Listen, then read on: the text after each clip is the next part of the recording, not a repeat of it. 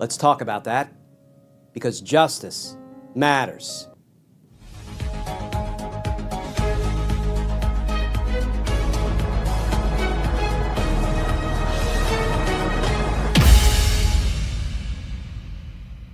Hey all, Glenn Kirshner here. So friends, Matt Gaetz withdrew his name from the Attorney General pick that Donald Trump made. You know, this is an important development for not just one or two, but three reasons. And we'll talk about those three reasons in a minute, but let's start with the new reporting. Headline, Matt Gaetz withdraws bid to be Attorney General in Trump administration. And that article begins, former Congressman Matt Gaetz announced in a social media post Thursday that he was withdrawing his bid to be Attorney General for President-elect Donald Trump's incoming administration, saying his confirmation was, quote, unfairly becoming a distraction. And friends, if there's one thing that we all know Matt Gaetz hates, it's when the attention is on him and it distracts from others.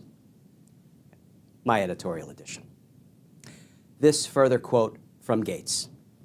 Quote, there's no time to waste on a needlessly protracted Washington scuffle, Gaetz said after meeting with senators on Wednesday. And then, friends, this next passage is probably the most important part of this new reporting. A person involved in Donald Trump's team, who spoke on the condition of anonymity to discuss internal conversations, said there was widespread belief that Matt Gaetz did not have the Senate votes needed to be named Attorney General, and that did not change after the meetings Wednesday. The person said Gaetz wanted the job and pitched Trump that he would take on the Justice Department, and that the decision to select Gaetz was controversial even within Trump's orbit. Quote, he was going to be the worst confirmation by far, and I don't think the votes were there, the person said. At least two Republican senators told Trump's advisors that Gaetz could not get confirmed, a Trump advisor said. Okay, friends, let's talk about three of the main takeaways from this pretty dramatic, pretty consequential development. First and most importantly, the Senate Republicans just bucked Donald Trump again. This is the second defeat of Donald Trump delivered by a Republican-controlled Senate. The first was Rick Scott. Donald Trump said, I want you to make Senator Rick Scott the Senate Majority Leader. And when the votes were counted in what was a three-person race for Senate Majority Leader, Rick Scott came in dead last. Yeah, a Republican-controlled Senate rejected Donald Trump's pick. And now, this is the second defeat they have delivered Donald Trump. The Senate Republicans sent the message loud and clear to Donald Trump, we will not support your nominee, your pick, your flunky for Attorney General, Matt Gaetz.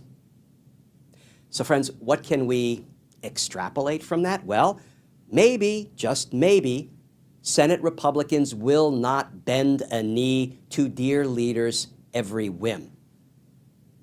We'll stay tuned on that front. Takeaway number two, Donald Trump did not succeed in demoralizing and driving away the good men and women at the Department of Justice who do the work of the American people each and every day, all 110,000 DOJ employees.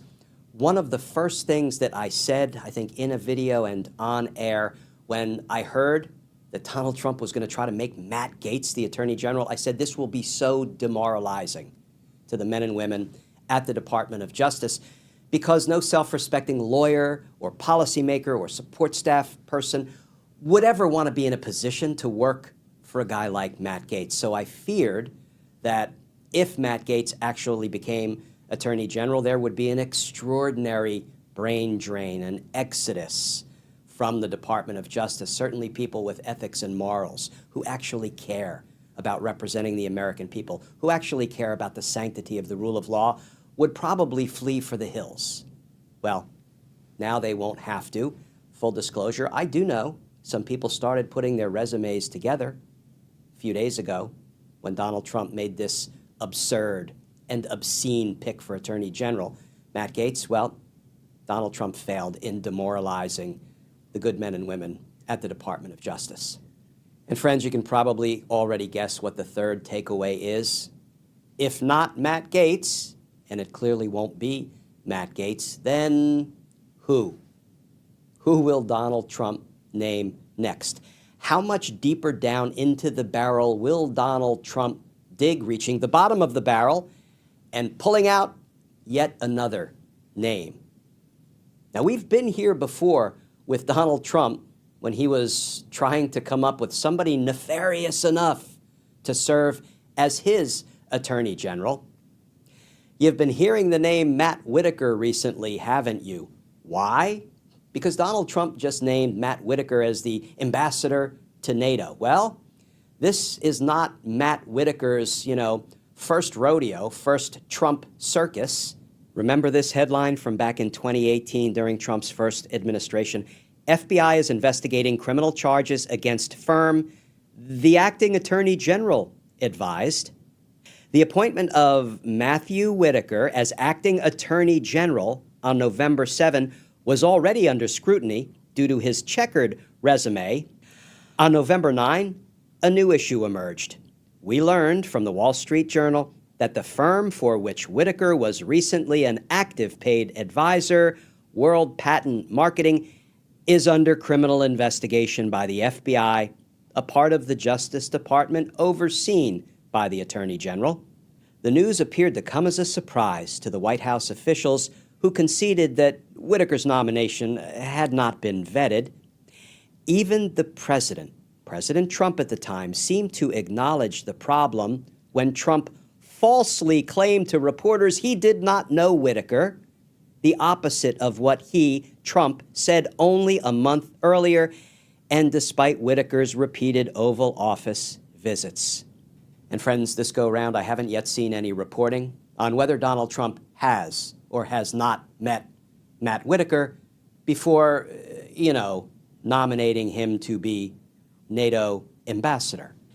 And friends, the reason I just went on that ugly little Matt Whitaker detour is because when Matt Whitaker was named acting attorney general, we thought, can the next guy coming after Matt Whitaker be much worse than somebody who was a paid advisor to a firm that the FBI was actively investigating when Matt Whitaker was named acting attorney general?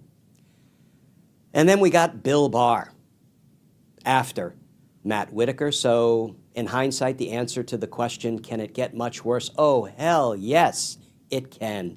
And it did get much worse. So that brings us back to the question, to takeaway number 3.